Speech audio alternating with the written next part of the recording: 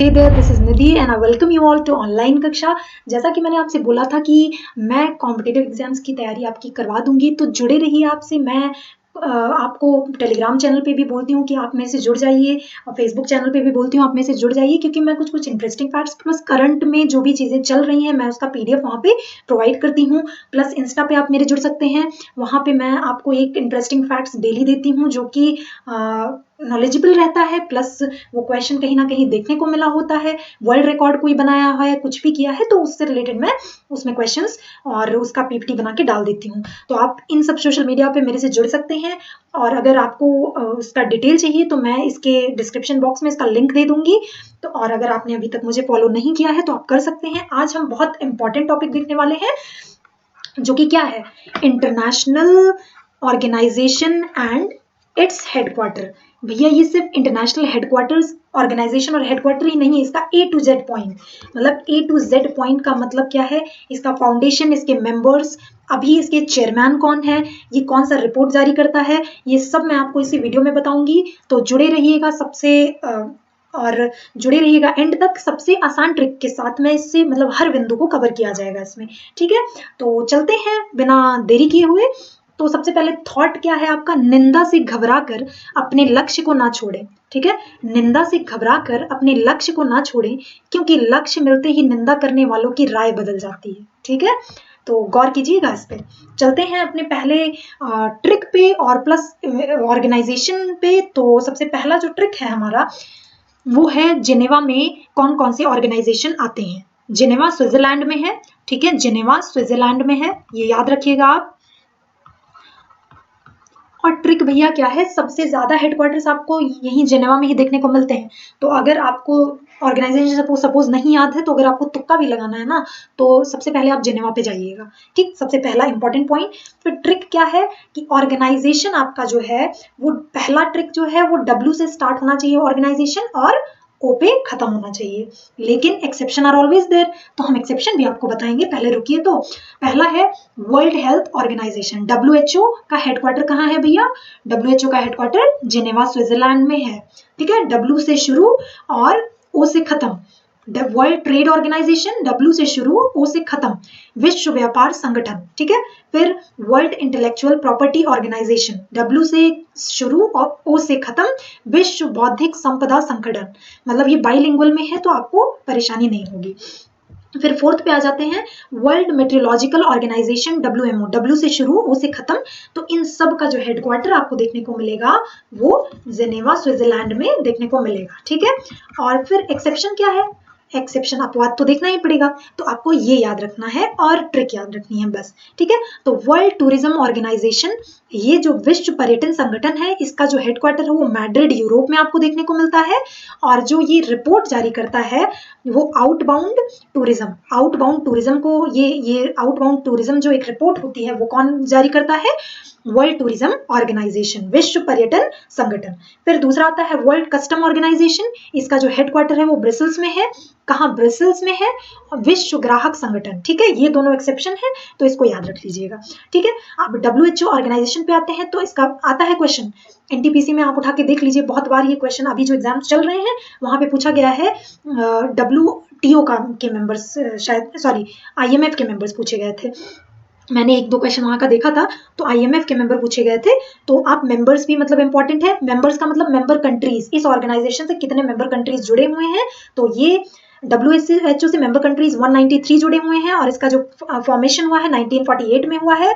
इसके present time पे जो हेड है, देखो भैया हेड चेंज होते रहते हैं, तो अभी मैं अपडेटेड लाई हूँ, पिछले 1 साल 2 साल बाद हो सकता है चेंज हो जाए, तो आप इसको जरूर अपडेट कर लीजिएगा। मतलब हेड और रिपोर्ट तो नहीं चेंज होगा, बट हेड जो इनके हैं इसको आप जरूर देख लीजिएगा, अभी नहीं, अभी के लिए तो ये मैं पूरा अपडेटेड लाई हूँ आपके लिए, ठीक है। तो इसके जो हेड है वो टेड्रोस अधानोम है, कौन है, टेड्रोस अधानोम, टेड्रोस अधानोम। और ये जो रिपोर्ट जारी करता है डब्ल्यूएचओ, वर्ल्ड हेल्थ रिपोर्ट, ठीक है, वर्ल्ड हेल्थ रिपोर्ट जारी करता है डब्ल्यूएचओ। फिर डब्ल्यूटीओ आता है, वर्ल्ड ट्रेड ऑर्गेनाइजेशन, इसका फॉर्मेशन जो हुआ था वो 1995 में हुआ था। इसके मेंबर कंट्रीज जो थे वो 164 हैं, ठीक है, इसके मेंबर कंट्रीज 164 हैं। और इनका जो हेड, इनके जो हेड हैं वो नगोजी ओकोंजो, नगोजी ओकोंजो है। आइविलिया नाम ऐसे ही आपको याद रखना पड़ेगा। वर्ल्ड ट्रेड रिपोर्ट ये जारी करते हैं, और इंटेलेक्चुअल प्रॉपर्टी राइट, ये 2 रिपोर्ट जारी करते हैं बेसिकली, वर्ल्ड ट्रेड रिपोर्ट और इंटेलेक्चुअल प्रॉपर्टी राइट। वीपो, वर्ल्ड इंटेलेक्चुअल प्रॉपर्टी ऑर्गेनाइजेशन, इनका फॉर्मेशन कब हुआ था? 1967 में, और इनके मेंबर कंट्रीज 191 है, और इनका जो हेड है, इनके जो हेड है वो दारेन तंग है, क्या है? दारेन तंग है, और इनका जो रिपोर्ट है, ये कौन सा रिपोर्ट जारी करते हैं? ग्लोबल इनोवेशन इंडेक्स जारी करते हैं। फिर WMO पे आ जाते हैं, वर्ल्ड मेट्रोलॉजिकल ऑर्गेनाइजेशन, इनका जो फॉर्मेशन ईयर है वो 1950 है, और जो मेंबर कंट्रीज इसमें 191 है, और इनके जो हेड है वो पेटेरी टेलास है, पेटेरी टेलास है, ठीक है। फिर ट्रिक नंबर 2 आ जाता है हमारा। तो ट्रिक नंबर 2 में आपको क्या याद रखना है? याद रखना है कि ऑर्गेनाइजेशन का जो नाम है वो इंटरनेशनल, मतलब आई से शुरू हो और ओ से खत्म हो जाए। तो इंटरनेशनल लेबर ऑर्गेनाइजेशन कहाँ पे है? जिनेवा स्विट्जरलैंड में। इंटरनेशनल स्टैंडर्डाइजेशन ऑर्गेनाइजेशन कहाँ है आपका? कहाँ पे है? जिनेवा स्विट्जरलैंड में। अंतरराष्ट्रीय मानकीकरण संगठन। फिर third International Red Cross Organisation और International Committee for Red Cross, मतलब IRCO, इसका जो हेडक्वार्टर आपका जिनेवा में है। एक्सेप्शन आर ऑलवेज देयर, तो एक्सेप्शन में क्या है? इंटरनेशनल मैरीटाइम ऑर्गेनाइजेशन, इसका जो हेडक्वार्टर है आपका लंदन में है, और इंटरनेशनल मॉनेटरी फंड जो है वो वॉशिंगटन DC में है, ठीक है। आई से स्टार्ट और F से खत्म हो रहा है बेसिकली, लेकिन जो ये है आई से स्टार्ट और U से खत्म, बट इसका जो हेडक्वार्टर है वो लंदन में है, और इन तीनों का जो हेडक्वार्टर है आपका कहाँ है? जिनेवा स्विट्जरलैंड में, ठीक है, जिनेवा स्विट्जरलैंड। अब ILO ऑर्गेनाइजेशन जो है उसका जो ईयर है, फॉर्मेशन ईयर 1919 में है, इसके मेंबर कंट्रीज 187 है। रिपोर्ट कौन सा जारी करता है? ग्लोबल वेज रिपोर्ट, बहुत इंपॉर्टेंट, मोस्ट इंपॉर्टेंट। हेड जो है गाई राइडर है, ठीक है। ISO, इनका जो फॉर्मेशन ईयर है वो 1987 है, इनके मेंबर कंट्रीज 165 है। रिपोर्ट कौन सी जारी करते हैं ये? World bank of work report, sorry world of work report और वर्ल्ड सोशल प्रोटेक्शन रिपोर्ट, ठीक है। उलेरिका फ्रैंकी इनकी हेड है, ठीक है। ICRC मतलब इंटरनेशनल रेड क्रॉस ऑर्गेनाइजेशन या international Committee for Red cross, इनका जो इनके जो मेंबर कंट्रीज हैं वो सॉरी ये फॉर्मेशन ईयर जो है वो 1863 में हुआ था, और मेंबर कंट्रीज जो है वो 190 है, ठीक है। रिपोर्ट इन्होंने कौन सी जारी करते हैं? World employment and social outlook report, ठीक है। इसके हेड कौन है? रॉबर्ट मार्डिनी है। कौन है? रॉबर्ट मार्डिनी इनके हेड है, ठीक है। चलते हैं अपने थर्ड ट्रिक पे। सबसे ज्यादा आपको तुक्का भी लगाना होगा ना तो जिनेवा स्विट्जरलैंड ही लगाइएगा, क्योंकि यहाँ पे सबसे ज्यादा हेडक्वार्टर्स आपको इंटरनेशनल ऑर्गेनाइजेशन के हेडक्वार्टर सबसे ज्यादा देखने को मिलते हैं। तो थर्ड जो है हमारा ट्रिक ये है nuclear weapon trade and development refugee. ऐसे भी याद रख सकते हो आप कि जहाँ पे न्यूक्लियर वेपन्स होंगे वहाँ पे ट्रेड एंड डेवलपमेंट होगा, बट वहाँ जहाँ पे न्यूक्लियर वेपन्स होंगे वहाँ पे रेफ्यूजीज ज़्यादा होंगे, मतलब कि वहाँ पे पोल्यूशन, जब जहाँ मार काट ज़्यादा होगा तो वहाँ पे लोग भागेंगे। मैं एज अ ट्रिक बता रही हूँ आपको याद करने का तरीका, ठीक है। तो वहाँ पे रेफ्यूजीज का मतलब कि शरणार्थी, जहाँ पे डेवलपमेंट ज़्यादा होगा तो वहाँ पे शरणार्थी भी आएंगे। तो ये ट्रिक हो गई आपकी, ठीक है। पहला है international campaign to abolish nuclear weapons, nuclear से रिलेटेड आ गया, या फिर ट्रेड एंड डेवलपमेंट से रिलेटेड आ गया, या रेफ्यूजी से रिलेटेड आ गया, तो इसका हेडक्वार्टर कहाँ है? जिनेवा स्विट्जरलैंड में, ठीक है। दूसरा क्या है? United nation conference on trade and development, UNCTAD, UNCTAD भी लोग बोलते हैं, ठीक है। व्यापार और विकास पर संयुक्त राष्ट्र सम्मेलन, ठीक है। और थर्ड है United nation for high commissioner for refugees, UNHCR, शरणार्थियों की उच्चायुक्त के लिए संयुक्त राष्ट्र संघ, ठीक। तो international campaign to abolish nuclear weapons, इनके जो मेंबर कंट्रीज है 101 है, फॉर्मेशन ईयर 2007 है, और हेड जो है इनके बैट्रिस फेन है, ठीक है। UNCTAD के मेंबर कंट्रीज जो 195 है, फॉर्मेशन ईयर 1964 है, और जो हेड है उनके मुखिसा कितवी हैं, और जो रिपोर्ट ये जारी करते हैं वो वर्ल्ड इन्वेस्टमेंट रिपोर्ट, ठीक है। UNHCR, इसके जो मेंबर कंट्रीज है 102 हैं, फॉर्मेशन ईयर 1950 है, और जो हेड है इनके फिलिप्पो ग्रैंडी, और ये द ग्लोबल रिपोर्ट जारी करते हैं, ठीक है। चलते हैं अपने नेक्स्ट ऑर्गेनाइजेशंस पे, और पर्टिकुलर मैं एक जगह बताऊंगी वहां पे कौन कौन से ऑर्गेनाइजेशंस हैं मैं वो बता रही हूँ। तो अब हमारा नेक्स्ट पहला था जिनेवा, अब आ जाता है वियना। वियना का जो जगह है वियना ऑस्ट्रिया में है, ठीक है। ऑस्ट्रिया का कैपिटल भी वियना है, ठीक है। तो फिर इसका ट्रिक क्या है? ट्रिक है, हिंदी में लाई हूँ, पेट्रोलियम और परमाणु ऊर्जा। ये ट्रिक याद रख लीजिएगा, पेट्रोलियम और परमाणु ऊर्जा औद्योगिक विकास में वियना के लिए महत्वपूर्ण है, ठीक है। पेट्रोलियम और परमाणु ऊर्जा औद्योगिक विकास में वियना के लिए महत्वपूर्ण है। तो सबसे पहला पेट्रोलियम आ गया, पेट्रोलियम से मतलब OPEC, organisation of petroleum exporting countries, OPEC का हेडक्वार्टर कहाँ है? वियना, ऑस्ट्रिया में, ठीक है।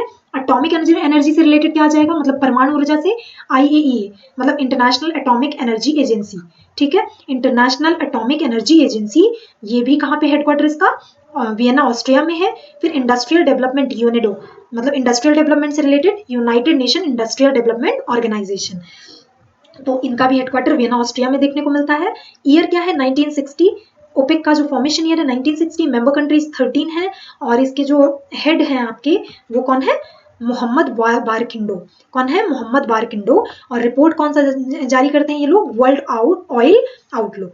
फिर IAEA, ये जो ईयर है 19 फॉर्मेशन ईयर 1957 है, और मेंबर कंट्रीज 172 है, और हेड जो है वो राफेल ग्रॉसी है, और रिपोर्ट जो जारी करता है वो न्यूक्लियर टेक्नोलॉजी रिव्यू, ठीक है। यूनेडो मतलब united nation industrial development organisation, इनका फॉर्मेशन ईयर 1956 है, और जो मेंबर कंट्रीज है 170 है, हेड जो है वो ली योंग है, ठीक है। और रिपोर्ट कौन सी जारी करते हैं ये लोग? Industrial development report. ये कौन सी रिपोर्ट जारी करते हैं? International industrial development report. कौन सी? Industrial development report. फिर आ जाते हैं लंदन। लंदन में देख लेते हैं कौन कौन से हमारे हेडक्वार्टर्स हैं इंटरनेशनल ऑर्गेनाइजेशन के। तो इंटरनेशनल ऑर्गेनाइजेशन लंदन में किसके किसके हेडक्वार्टर हैं? तो ट्रिक क्या है? आई एम कॉमन, मतलब कि मैं बहुत कॉमन हूँ, आई एम कॉमन। तो आई से क्या हो जाएगा? International maritime organisation. क्या हो जाएगा? इंटरनेशनल मैरीटाइम ऑर्गेनाइजेशन, अंतरराष्ट्रीय समुद्री संगठन।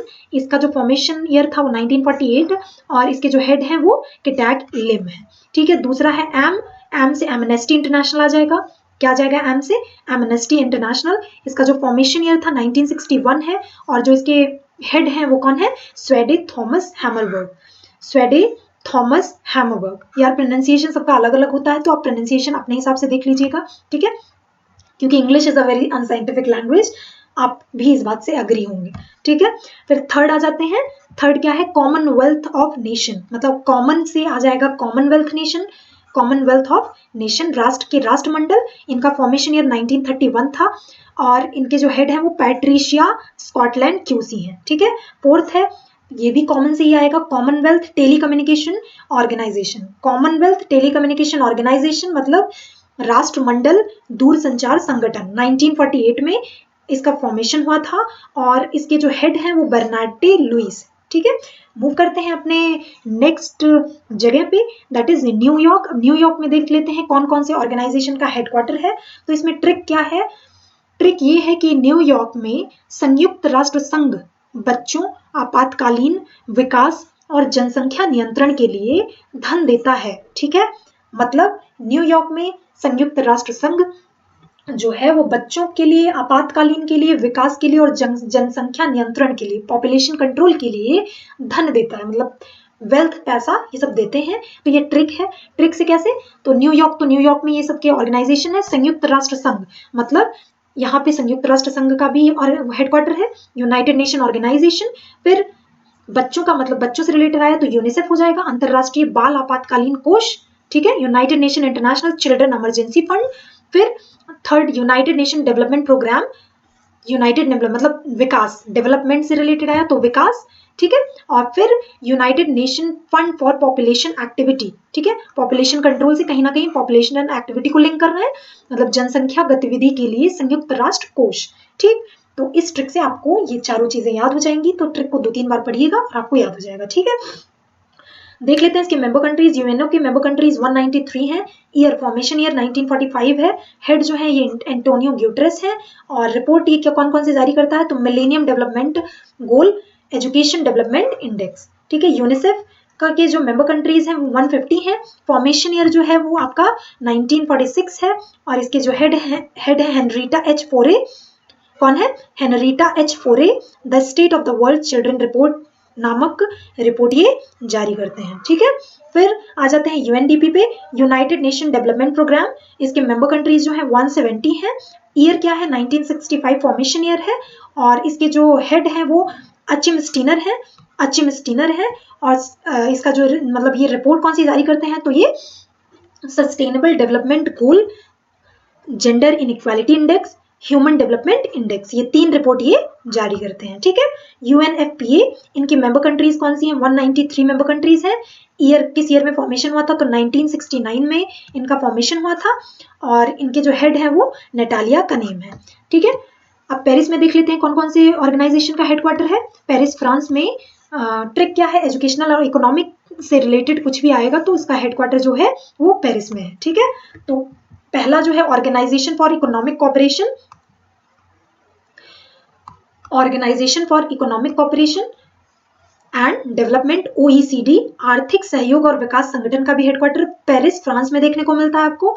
फिर दूसरा है United nation educational scientific and cultural organisation, very very important, the most important. ठीक है, मोस्ट इंपॉर्टेंट क्वेश्चन जो हर एग्जाम में पूछा जाता है। एक्चुअली जो ये ऑर्गेनाइजेशन है सारे ही मोस्ट इंपॉर्टेंट है, जितने भी पॉइंट्स मैंने आपको दिए हैं बहुत ज्यादा इंपॉर्टेंट है, तो एंड तक किसी भी एग्जाम में जाने से पहले आप इस वीडियो को जरूर देख लीजिएगा।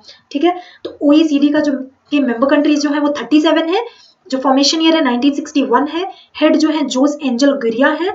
ठीक है, यूनेस्को का जो फॉर्मेशन ईयर है वो 1945 है और इसके जो हेड हैं वो ऑड्रे अजोले हैं, ऑड्रे अजोले या ऑड्रे अजोले कह सकते हैं।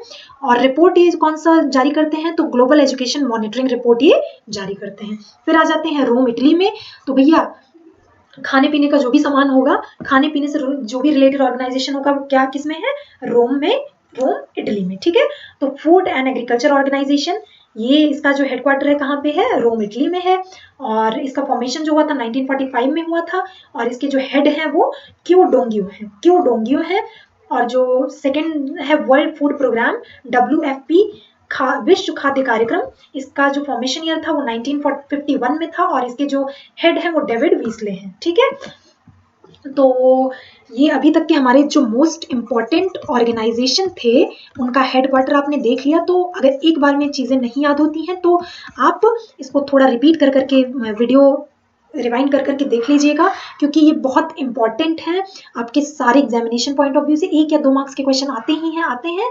तो अगर आपको ये मेरी वीडियो अच्छी लगी हो तो प्लीज इस पे हमें मुझे टेलीग्राम पे इस लिंक से फॉलो कर सकते हैं आप मुझे, और इंस्टाग्राम पे मुझे यहाँ से फॉलो कर सकते हैं कक्षा ऑनलाइन से, और फेसबुक पे मैं @निधि सिंह 2102 पे यहाँ से फॉलो कर सकते हैं। आप क्यों फॉलो करना है आपको? क्योंकि मैं टेलीग्राम पे जो भी मैं पढ़ाती हूँ उसका PDF मैं टेलीग्राम चैनल पे अपने पोस्ट करती हूँ। वहाँ पे कुछ भी करंट में इश्यू चल रहा है मैं उसको भी वो करती हूँ। और सबसे ज़्यादा इम्पोर्टेंट, फेसबुक पे मैं daily 1 vocab with synonym antonym and उसके सेंटेंस फॉर्मेशन हिंदी इंग्लिश दोनों में, जिससे कि आपका वोकैब थोड़ा इम्प्रूवमेंट हो। क्योंकि जानते हैं आप इंग्लिश जो है वो ग्लोबली एक्सेप्टेड लैंग्वेज है। इंग्लिश का इंपॉर्टेंस आपको भी पता है कि अगर हमें इंग्लिश नहीं आती है तो थोड़ा बहुत हमें प्रॉब्लम फेस आउट करना पड़ता है, हर जगह पे हम थोड़ा दबे फील करते हैं। तो अगर जो इंग्लिश सीखने का जो सबसे अच्छा रास्ता है ना वो आपके वोकैब से जाता है, मतलब शब्दकोश आपका स्ट्रांग रहेगा तो आप अच्छे से सेंटेंस फॉर्मेशन आप कर सकते हो। तो आप जरूर फेसबुक पेज पे जुड़िए जिससे कि आपका वोकैब पावर थोड़ा स्ट्रांग हो। ठीक है, थैंक यू फॉर वॉचिंग। अगर वीडियो अच्छी लगी हो तो लाइक शेयर सब्सक्राइब कर लीजिएगा और अगर हेल्पफुल लगा हो तो अपने फ्रेंड्स में जरूर शेयर करिएगा।